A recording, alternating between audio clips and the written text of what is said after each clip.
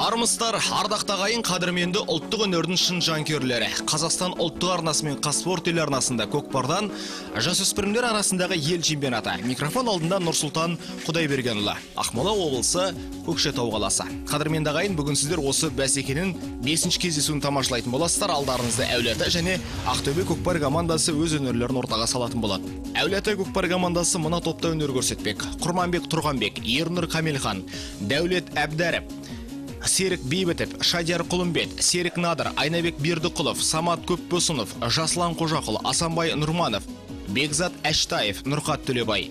Команда жетекшісі Үмбет Күшікбаев, команда жаттықтырушысы Есжан Құрманбай. Ал Ақтөбе көкпар командасы мына топта өнер көрсетпек. Аян Нақбай, Болат Тұрсынбаев, Дәуренбек Қуанышбай, Асылбек Ағымбаев, Абдулла Мәмбетияр, Дәурен Кенеспаев, Миржан Кенжебаев, Алмат Төлегенов, Мирбек Құлназаров, Есет Дәрібай, Арман Балымбетов. Команда жетекшісі Нұрлан Додай, команда жаттықтырушысы да Нұрлан Додай. Ал бүгінгі бәсекеде төрелік ететін төрешілермен де таныс болыңыздар. Ортадағы төреші Ерлан Үсіпов, қапталдағы төрешілер орынбасар Ахметжанов, Айбын Құрақбаев, Ақтілек Сәрсенов. Мінеки осындай азаматтар бүгінгі бәсекеде төрелігін жасайтын болады, қадірменді ағайын.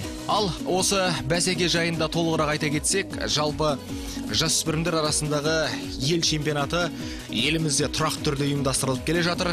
Осы бәсекенің арқасында біз жастар арасындағы, ересектер арасындағы жалпы болашақта осы әрі халықаралық сайыстарда еліміздің намысын қорғайтын ұлттық құраманың мықтыларын анықтап жатқан жайымыз бар, қадірменді ағайын. Сонымен қатар айта кетуіміз керек, жалпы осы жасөспірімдер арасындағы ел чемпионатында барлығы 8 команда қатысып, өз топтарында мықтылық танып жатқан команда бұл Әулиеата көкпар командасы, мінеки қазір алдарыңызда. Сонымен қатар осы топта оңтүстік Қазақстан облысының Құлагер көкпар командасы бар екендігін айта кетуіміз керек. Келесі аптада осы жігіттердің өнеріне сіздер куә боласыздар. Ал енді Ақтөбе көкпар командасы да жасөспірімдер арасында өзіндік тарихы бар. Жалпы Ақтөбе жерінде талай бәсекелерде топ бастаған көкпар командасы екендігін біз мақтанышпен айта кетуіміз керек. Себебі Аян Нақбай, Болат Тұрсынбаев, Дәуренбек Қуанышбай сынды мықты жігіттерден жасақталған команда осы ел чемпионаттарында, облыста ұйымдастырылатын бәсекелерде намысты қолдан бермей жүр. Қазір мінеки серке кіші шеңберге тасталынды. Шабандоздарға берілетін уақыт 1 минут. 1 минуттың ішінде қазір серкені тақымға басып көтеріп алып кетуі тиіс. Қадірменді ағайын, өздеріңіз куә болдыңыздар. Қазір серкені басқан Әулиеата көкпар командасының шабандозы 9-шы нөмірдегі Жаслан Қожақұл. Жаслан Қожақұл бұл тек қана осы жасөспірімдер арасында ғана емес, жастар арасында да өнер көрсетіп жүрген көкпаршылардың бірі болып табылады. Қазір ортада жекпе-жек сайысы Құрманбек Тұрғанбек және Есет Дәрібай. Енді Құрманбек Тұрғанбек бұл тек қана жасөспірімдер ғана емес, ересектер арасында да өнер көрсетіп жүрген көкпаршылардың бірі болып табылады. Өте тамаша. Қазір мінеки аю атты тұлпарымен серкені тақымына мықтап басып алған сәті, қазандыққа жақындаған тамаша мүмкіндігі бар еді, бірақ Құрманбек Тұрғанбек қазір қарсыластарын алдап барып серкені қазандыққа лақтыруға көшкендігін көрдіңіздер. Мінеки нәтижелі салым. Осылай, енді Құрманбек Тұрғанбек жайында қадірменді ағайын көп айтуға болады. 1997 жылы туған, Жамбыл облысы Тоғызтарау ауылында дүниеге келген тұлпары аю. Қадірменді ағайын, айта кетуіміз керек, Құрманбек Тұрғанбек өткен жылы осы алтын тұғыр номинациясын иеленген болатын 2014 жылы. Осындай бәсекеде намысты қолдан бермеген, өнерімен көзге түскен, көп рет салынды болған көкпаршылардың бірі. Жасыратын жоқ, осындай өнермен талай бәсекелерде топ бастап жүр. Қазір серке кіші шеңберге тасталынды. Есеп ашылғаннан кейін осындай шешім шығарылады. Қазір байқап көретін боласыздар. Серкені тақымға тағы да басып алған бұл Әулиеата көкпар командасының шабандозы. Байқауымша бұл Жаслан, қадірменді ағайын. Жоқ, кешірім өтінемін, қадірменді ағайын, Самат Көпбосынов. Ақбозат тақымдаған Самат Көпбосынов қалай қылар екен? Өте мықтап басып алған. Самат енді қазір жеке дара шығып, қазандыққа жақындап келе жатқан сәтінде байқадыңыздар. Енді Саматтың астындағы Ақбозат бұл өте танымал, көп деген сайыстарды топ бастаған осы Әулие-Ата көкпар командасында. Сонымен қатар кезінде осы командалық көкпар құрылған жылдан бастап осы Ақбозаттың көмегімен Жамбылдың жігіттері көп деген жарыстарда алдына жан салмай керемет өнер көрсеткен. Мінекей осындай тарихы бар көптеген сайыстарда өнерімен оқшауланған Ақбозатты қазір бүгінгі күнде жасөспірімдер арасында өнер көрсетіп жүрген жігіттердің өзі қолданып жүрген жайы бар, қадірменді ағайын. Осындай мінекей бұл талай бәсекелерде топ бастап жүрген жастар арасында, жасөспірімдер арасында, сонымен қатар ересектер арасында мықты команданы дайындаған осы Әулие-Ата көкпар командасының жетекшісі Нұрдәулет Момыновтың шәкірттері. Енді Құрманбек Тұрғанбек жайында біз сөз басында тамаша ақпараттармен мысал келтірдік. Енді болашақта да бұл көкпаршыдан біз өте тамаша ойын өрнегін күтетін боламыз, қадірменді ағайын. Сонымен қатар тағы бір айта кетерлік жайт, енді көкпар бәсекесі жыл санап қарқынды дамып келе жатқандығы тек қана осы елімізде ғана емес, халықаралық деңгейдегі федерациялардың арасында айқын көрінісін тауып жатқан жайы бар. Мәселен айтатын болсақ, мынау көршілес Өзбекстанда, Қырғызстанда, сонымен қатар Ресейде, Қытай Халық Республикасында қазір тұрақ түрде осы көкпар федерациясы жұмысын атқарып жатқан жайы бар. Бұл біздің ұлттық өнерімізді, жалпы түркі әлеміне ортақ дүниенің қарқынды дамуына өте бір үлкен септігін тигізеді. Қазір, қадірменді ағайын, өздеріңіз көп болғандай тағы да шабуылға шыққан ақтөбеліктерді көріп отырсыздар. Енді Ақтөбе көкпар командасына осындай әулиеталықтарға қарсы шығу, сонымен қатар қарымта шабуылдарды ұйымдастыру өте ауырға соғады. Дегенмен де барын салып жатқан жігіттердің мықтылығын көріп отырсыздар. Ал қазір Серке Әулие-Ата көкпар командасының шабандозын тақымына мықтап басқан сәтін байқадыңыздар. Бұл Дәулет Әбдәріп, қадірменді ағайын, өте мықты. Қазанбас атты тұлпарымен ат ойлатқан мінекей, қадірменді ағайын, Дәулет Әбдәріпті байқадыңыздар.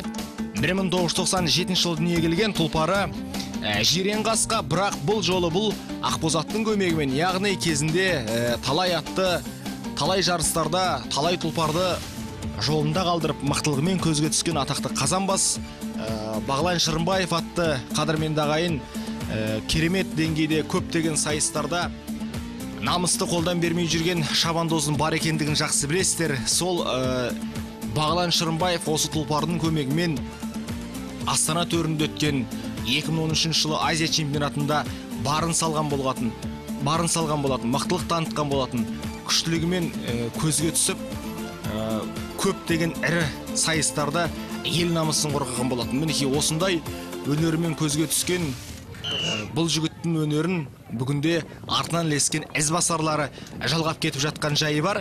Есеп 2-0. Алда келе жатқан Әулие-Ата көкпар командасы. Енді әлде уақыт бар. Ақтөбеліктерге өте жинақы ойнау керек сияқты, себебі осы қарқында, осы бағытта ойнайтын болса, жамбылдық жігіттер қарсылас шақ келтірмейтіндігін барлығын жақсы білесіздер. Мінекей қазір Серке ойын алаңының сыртына шығып кетті. Осындай сәттерде өте бір керемет әдіс тәсілдерді қазір қолданып кетеді. Сол себепті өте жинақылық ақтөбелік жігіттерге қазір қажет болып тұрған жайы бар. Ортада жекпе-жек сайысы Құрманбек Тұрғанбек және Болат Тұрсынбаевтың арасындағы тартыс, қадірменді ағайын. Қазір Құрманбек мықтылығын салып, Серкені тақымға басуға күш салып жатқандығын көріп отырсыздар. Енді Құрманбек ересектер арасында биыл өнер көрсетеді деген ел арасында жалпы команда жетекшілерінің пікірі бар. Енді дәл қазіргі уақытта Қызылорда облысында, Қызылорда қаласында осы ересектер арасында Қазақстан чемпионатын өтіп жатқандығын ескеретін болсақ, осындай бәсекелерде Құрманбек жоғары деңгейде өнер көрсетуге лайықты көкпаршының бір екендігін біз айта аламыз. Мінекей қазір қазандыққа жақындаған сәті, енді Құрманбек Тұрғанбек бұл көкпардың хас шебері атанған жастарын, әрі осы көкпарда көптеген салымдарды жоғары деңгейде орындаған көкпаршының бірі болып танылады. Сол себепті бұған 35 келі Серкен өзі түк емес. Тамаша салым, қадірменді ағайын, Құрманбек Тұрғанбек, тағда қайталап өтейік, 1997 жылы дүниеге келген, тұлпары атақты Аю, туған жері Жамбыл облысы Тоғыз Тарау ауылы.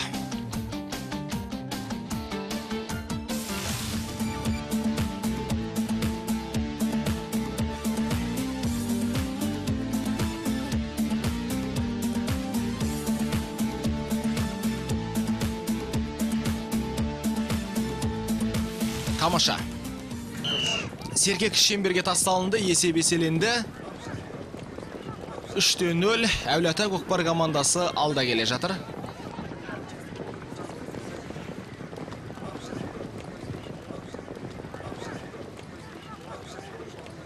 Мінеки қазір Серкені тақымға басуға күш салып жатқан жігіттердің өнерін көріп отырсыздар. Өте тамаша тартыс. Енді көбіне осындай Кішемберде жататын Серкені өте ілгіш, әрі икемі мықты жігіттер бірден іліп алып кетеді. Жалпы көкпар қадірменді ағайын. Өздерін жақсы білесіздер. Ептілікті, мықтылықты, күштілікті талап ететін бәсеке. Кез келген адам көкпар шаба алмайды. Тақымы тастай, құрыш қолды жігіттердің өнері. Бұл біздің атадан балаға мирас болған керемет өнеріміз. Батырлар шапқан кезінде осы нағыз жауынгерлік ойынның дайындығы бүгінде осындай тамаша өнерімен көзге түсіп отырған жігіттердің бәсекесі көп жағдайда өздеріңіз жақсы білесіздер. Көп жағдайда осындай ұлттың намысын көтеретін, сонымен қатар ұлттың болашағын ойлайтын жігіттер осындай мінеки көкпар бәсекесінен тәрбиеленіп шығып жатқандығы баршаңызға аян. Енді көкпар бұл атадан балаға мирас болған өнер екендігін сөз басында атап өттік. Енді осыны бүгінгі жалғап алып кету, осы жасөспірімдер арасында өнер көрсетіп жатқан жас шабандоздардың алдына қойған үлкен міндеті. Мінеки, қазір керемет деңгейдегі бәсекені көріп отырсыздар. Тура қазанықтың түбіндегі қарбалас сәт Серке жерге түсіп қалды. Енді осы Серкені қазір көтеріп алып кетуі тиіс болатын, бірақ уақыт өте шықты. Жалпы көкпардың тартымдылығы, жалпы ерекшелігі бұл көкпар бәсекесінің ережесінің өте мықты болуында. Себебі жерде Серке 1 минуттан артық жатпау керек. Мәселен, мына қазір алдарыңыздағы жекпе-жек сайысының өзі 2 минуттан аспауы тиіс. Қазір Құрманбек Тұрғанбек әдегеннен 10 секундқа жеткізбей Серкені бірден тақымға мықтап басып алды. Қазір мінеки шабуылға шыққан сәті қазандыққа жақындай келіп, қазір Серкені әдемілеп тұрып лақтыратын болады. Бұл Құрманбектің тәсілі қадірменді ағайын. Тамаша салым. Есеп еселенді. 4-0. Құрманбек Тұрғанбек 1997 жылы дүниеге келген, Жамбыл облысы Тоғызтарау ауылында дүниеге келген бұл азамат. Өздерін жақсы білесіздер, өте мықты, шапшандығымен көзге түскен, талай бәсекелерде топ бастаған. Керемет, жасыратын жоқ. Көптеген бәсекелерде осындай шапшандығымен көзге түсіп жүр.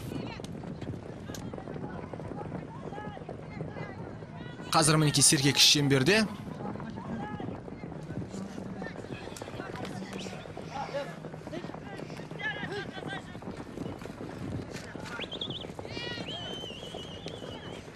Есеп 4-0.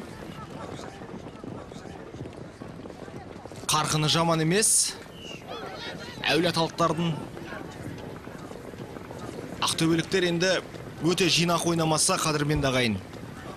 Алғашқы бөлімнің 14-ші минутына дейін әулиеталықтар 4 рет салымды болды. Бұл өте жоғары көрсеткіш, өте мықты көрсеткіш.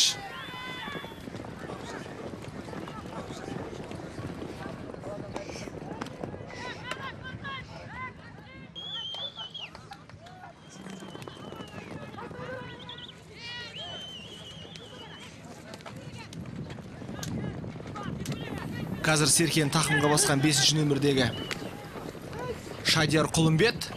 Мінеки қазір қазандыққа тамаша жақындаған сәті.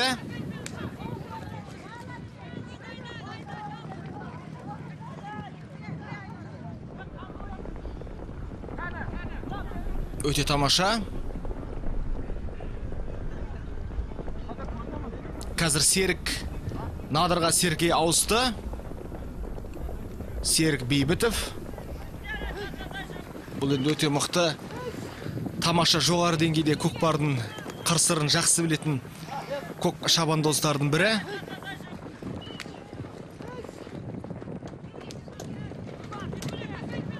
Қалай қылар екен? Тамаша, қадірменді ағайын. Есеп еселенді 5-0. Серкені қазандыққа лақтырған қадірменді ағайын. Серік Бейбетов, Серік Надыр. Серік Надыр бұл енді көкпаршыларға жалпы таныс есім. Тұлпары Құлагер, Торы тұлпар, Жамбыл облысы Айша Биби ауылы.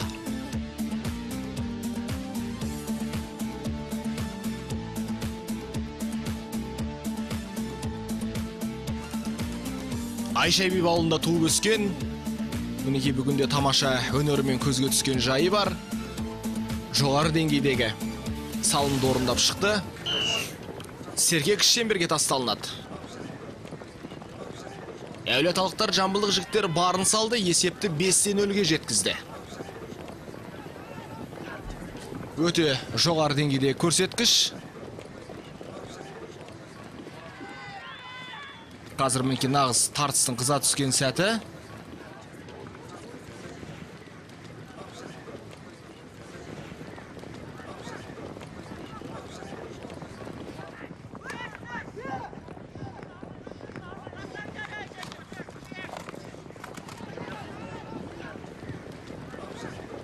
Тағы да шабуылға шыққан сәті. Ат деген ай. Қадірменді ағайын, қандай тамаша салым болар еді? Әулиеата көкпар командасын шабандозын алға ұмтылған тамаша әрекеті Құрманбек Тұрғанбек болатын.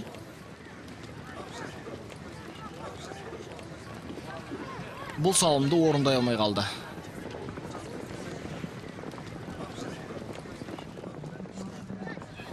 Тағы да мінекей шабуылға шыққан сәті әулиеталықтардың. Тамаша серкесін тақымнан суырып үлгере алмай қалды.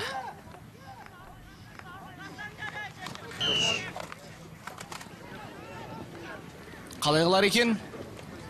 Қазандыққа жақындаған сәті. Тамаша салым, есеп 6-0. Есеп теселеген қадірменді ағайын. Ернұр Қамелхан 1997 жылы дүниеге келген. Ернұр Қамелхан Жамбыл облысы Айша Биби ауылы. Сұлу торы, Торы тұлпар, Торы қасқаның көмегімен, Құлагер атты жүйрігімен бүгінгі бәсекеде есепті еселей білді.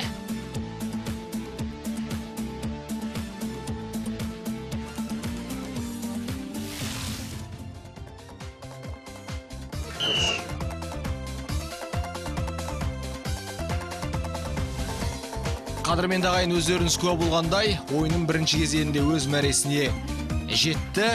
Есеп 6-0. Әулиеата көкпар командасы алда келе жатыр. Қадірменді ағайын, ескертіп айта кетейік, әлі алда тағы ойынның 20 минуты бар. Көрер қызық әлі алда. Енді айқын басымдықпен әзірге Әулиеата көкпар командасының жігіттері келе жатқандығын айта кетуіміз керек. Құрманбек Тұрғанбек, Дәулет Әбді Әріп, сонымен қатар Серік Надыр, Ернұр Қамелхан ойынның бірінші кезеңінде салымды болды. Оның ішінде енді Құрманбек Тұрғанбек 3 рет тамаша жоғары деңгейде салымдарды орындай білді.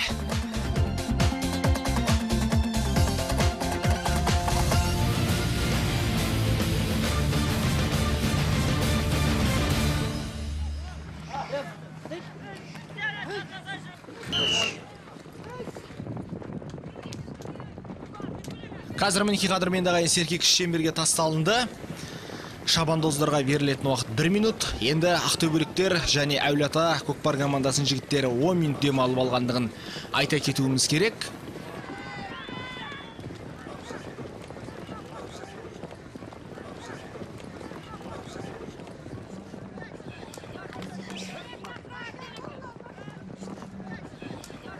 Тамаша, тағы да салым.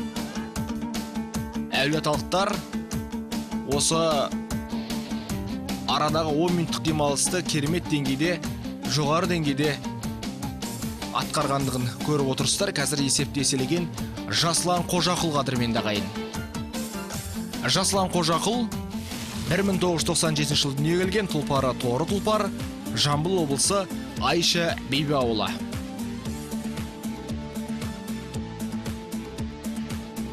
Керемет. Командалық әріптесі Дәулет Әбді әріптің де көмегі көп болғандығын айта кетуіміз керек.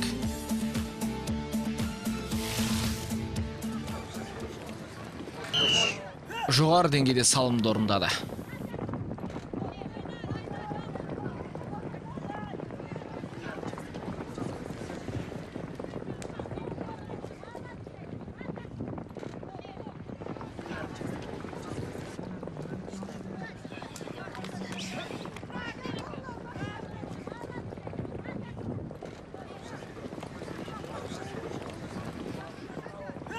Мінеки қазір тағы да шабуылға шыққан сәтін байқадыңыздар, бірақ Серке ойын алаң сыртына шығып кетті.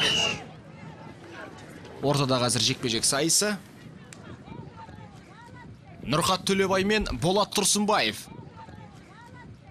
Өздеріңіз байқап көріп отырсыздар. Әулиеата көкпар командасының жігіттері жекпе-жек сайысына қатысатын шабандозды алмастырды. Оның өзіндік себептері де бар.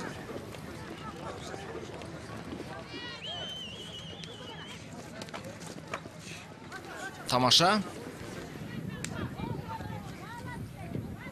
Қазір қалай қылар екен? Аюдың көмегімен осы қадірменді ағайын Нұрхат Төлебай өте тамаша қорғанысты жасап жатыр. Әрі Серкені ілуге бар күш-жігерін де салуда. Айта кетуіміз керек, Нұрхат Төлебай осы команданың ең жас ойыншысы. Жасы небәрі 15 жаста. Осы Көкшетауға жиылған көкпаршылардың арасында ең жас шабандоздың бірі болып саналады.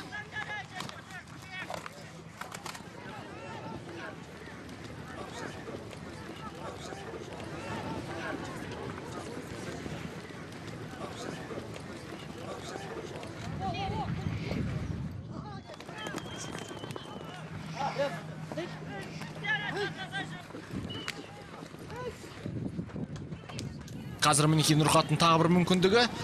Енді Нұрхатқа жасыратын жоқ. Аю атты тұлпар бар мүмкіндігін жасауда, бірақ сәл өзі қателіктерге бой алдырып жатқаны бар. Енді жастығы бар, болашақта енді осындай 15 жасар жігіттен біз өте үлкен деңгейдегі ойынды күтеміз қадірменді ағайын. Нұрхат енді бұған дейінгі бәсекелерде салынды болған. Нұрхат Төлебай өзі мықтылығын көрсетті. Енді шабуылға шыққан кезіне алдына жан салмағандығын барлығын жақсы білесіздер. Ал қазір мінеки Нұрхат пен қарсыласы Болаттың арасындағы жекпе-жек сайысында Серкені қос бірдей шабандозда көтер алмағандығына байланысты қазір басқа көкпаршылардың ортасында бәсеке жалғасын табады.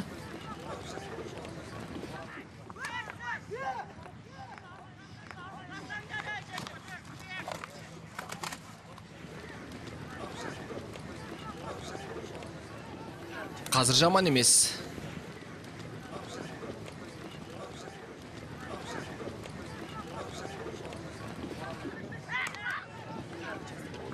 Серке қазір таласқан жігіттерді көріп отырсыздар. Үлкен шеңберден шығып кетті. Енді барлық көкпаршының осы ойынға араласуға мүмкіндігі бар.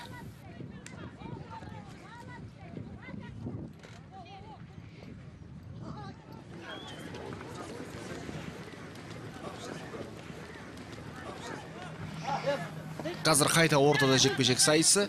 Ойын ережесі өте керемет. Қадірменді ағайын көкпар бәсекесін ортадағы шеңберден егерде алғашқы топ Серкені көтере алмаса, басқа жұп ортаға шақырылады.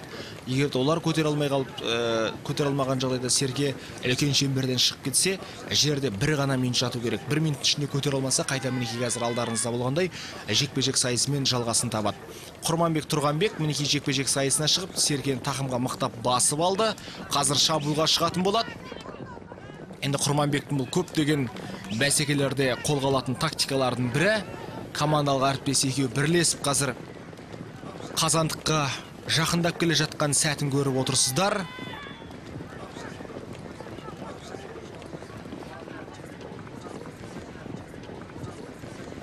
Тамаша. Командалық әріптесі Ернұр Қамелханға Серкені алмастырды. Ернұр қалай қылар екен? Тамаша. Жеке дара жақындаған сәті. Әттегендай сәл тақымынан Сергені ертерек суырып алып шығу керек еді. Айтормен қорғанысқа келген командалар әріптесін көрген едік, бірақ соңына дейін жеткізе алмай қалды. Бұл жерде мінекей қазір тамаша. Бұл Серке салым есепке алынбайды, тура қазандықтың ортасына түскен жоқ, қадірменді ағайын. Не деген тартысты қызықты бәсеке. Есеп 7-0. Әулиеата көкпар командасының жігіттері алда келе жатыр. Мінекей қазір ақтөбелік палуандарға, көкпаршыларға Серке бұйырған еді, қайта тартыстың қыза түскен сәтін көріп отырсыздар. Серкені тақымға басып жұлып алып кеткен Есет Дәрібай болатын. Бірақ Серке ойын алаң сыртына шығып кетті. Ортада қазір жекпе-жек сайысы. 6-шы нөмірдегі Серік Надыр Серкені тақымға басқан екен.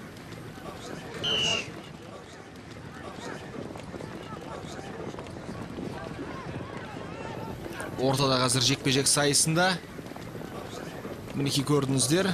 Қадірменді ағайын Шадияр Құлымбет мықтылық танытты. Қаракер Арғымақпен Серке тағы да тақымнан түсіп қалды қазандыққа жақындаған кезінде. Қорғаныста, шабуылда өте керемет.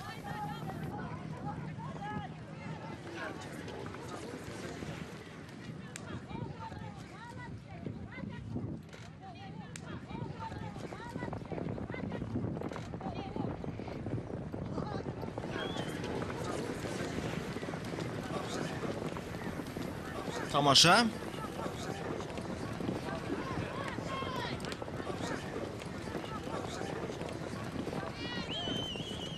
Тағда мінеки қазандыққа жақындаған сәті, Серкені лақтырған сәтін көрдіңіздер. Өте керемет. Қорғаныс жоғары деңгейде. Қалай қылар екен? Мұна тамаша көрініс. Әттеген ай, ақтөбеліктер өте мықты. Ойынның екінші кезеңінде қорғанысы күшейткен. Тамаша салым. Аттан құласа да Сергені тура ортасына түсіріп кеткен. Қадірменді ағайын өте мықты, көптеген бәсекелерде топ бастап жүрген жігіттердің бірі. Айнабекті көріп отырсыздар. Шадияр Құлымбет. Қадірменді ағайын Қаракер Арғымақтың көмегі өте көп болды. Енді Шадияр Құлымбет, Айнабек Бердіқұлов бұл команданың мықты белді көкпаршыларының бірі. Негізгі алдыңғы сапта өнер көрсетіп, команданы алдыға жетелейтін жігіттердің бірі осы жігіттер екендігін біз мақтанышпен айта кетуіміз керек. Есеп 8-0. Әулиеата көкпар командасы алда келе жатыр. Өте керемет. Бәсеке барған сайын қыза түсуде. Көкпаршылардың қарқынында өте жоғары.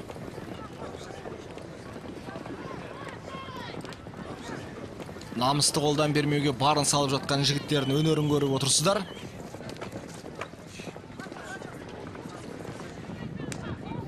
Ақтөбеліктер қазір мінекей шабуылға көшкен сәтіне куә болдық. Серкені тақымға басқан Аян Нақбай мықтылап басып алды мінекей. Шірене басты дейді қазақ бұндай көріністі. Әттеген ай, сәл ғана қателікке бой алдырды. Мықтап басқан еді, толығымен күшін көрсете алмай қалды.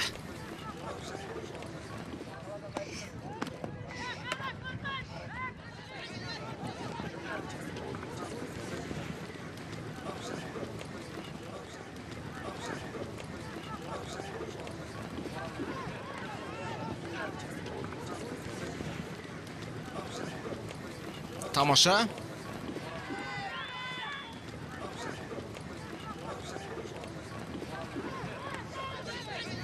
Қадірменді ағайын, 1 минут уақыт өте шықты. Қазір қос бірдей команданың мықтылары ортада жекпе-жек сайысында өнер көрсететін болады.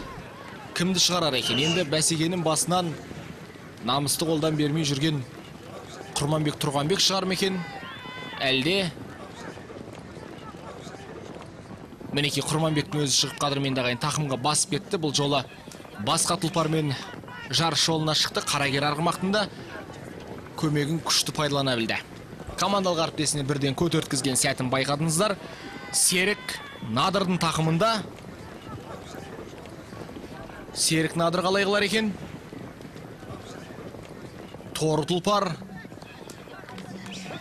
Қазанға қарай шабуылға шыққан сәтін көріп отырсыздар. Атақты Айторны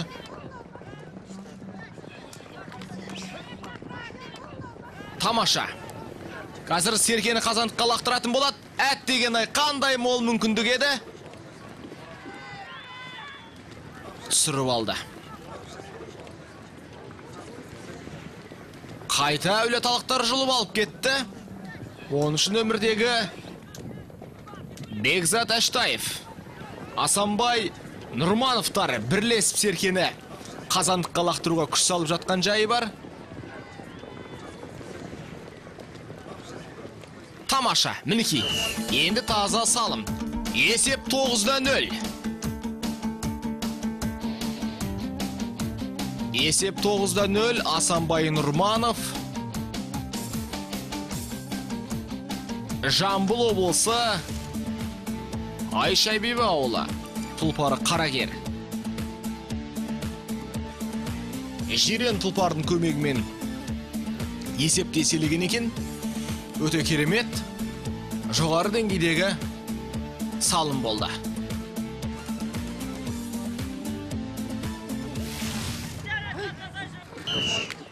Серкек шеңберде. Бәсеке барған сайын қыза түсуде қадірменді ағайын. Жігіттер күш жігерлерін ортаға салып аянбай жатыр. Бұл көкпарда керек дүние.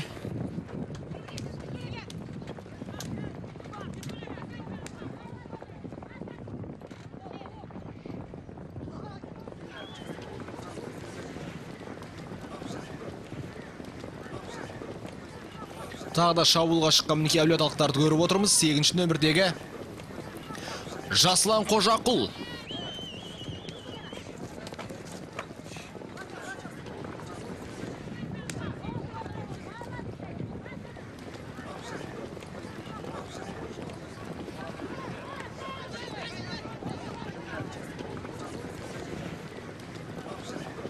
Тағы да Серкен лақтырған сәті, бірақ қорғаныс мықты.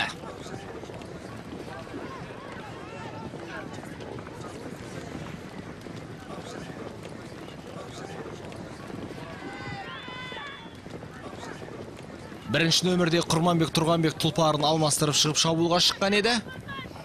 Бірақ Құрманбекке бәсекенің соңында салынды болуына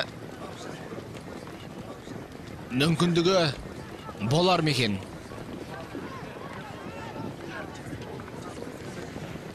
Тамаша лақтырған сәті.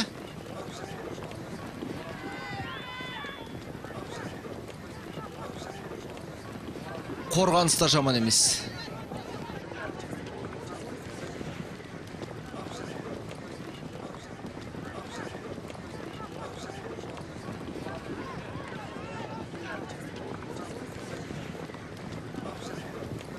Серке ойын алан сыртына шығып кетті.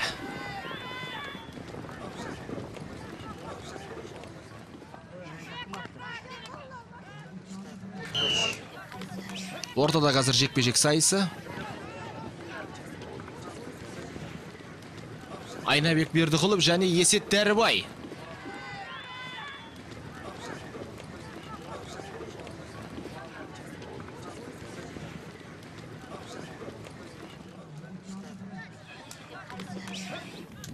Кімнің мерейі үстем болар екен?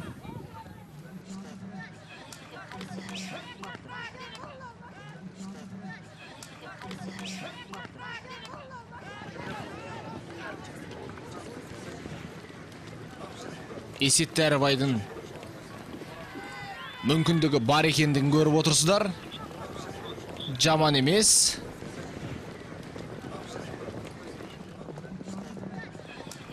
Қазір мінекей шабуылға шықты, мықтап.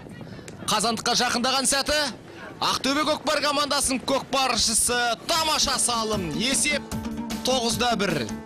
Есет Дәрбай, қадірменді ағайын, 1997 жылы дүниеге келген, тұлпары Жирен Қасқа, Ақтөбе облысы, Мираж.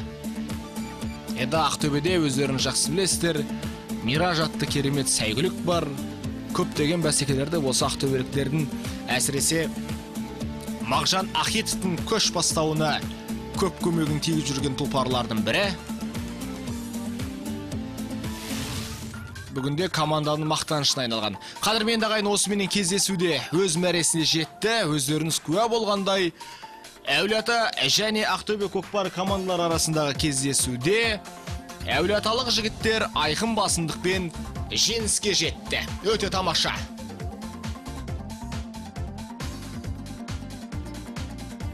Кездесу тартысқа толы болды, қадірменді ағайын. Жасыратын жоқ, өте мықты жігіттердің бәсекесі орын алды.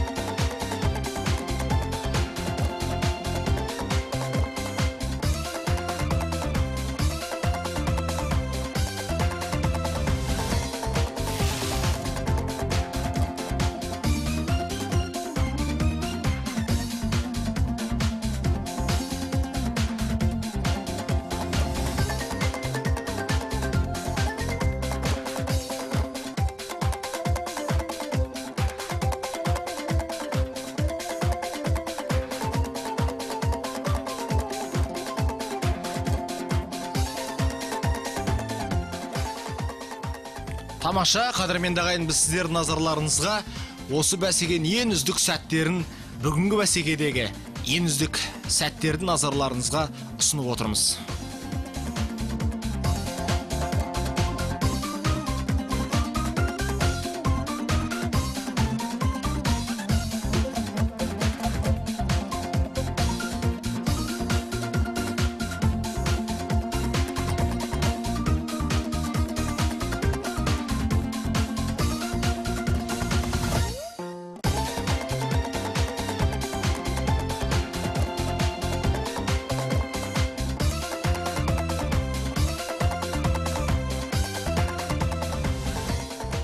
Тамаша.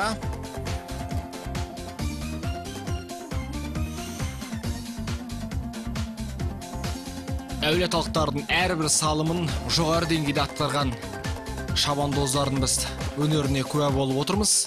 Құрманбек Тұрғанбек, Дәулет Әбді Әріп, Серік Бейбітов, Ернұр Қамелхан, Жаслан Қожақұл және Асанбай Нұрманов. Осындай жігіттер бүгінгі бәсекеде ерекше өнерімен көзге түсті. Олардың арасында біз мақтанышпен айта кетуіміз керек. Құрманбек Тұрғанбектің өте керемет жоғары деңгейде өнер көрсеткендігіне біз куә болып отырмыз. Ал қадірменді ағайын, келесі аптаға дейін күн жақсы болсын деген тілекпен бүгінгі хабарымызды аяқтаймыз. Еліміз аман, жұртымыз тыныш болсын. Әр күндерін жеңіске толы болсын, қадірменді ағайын.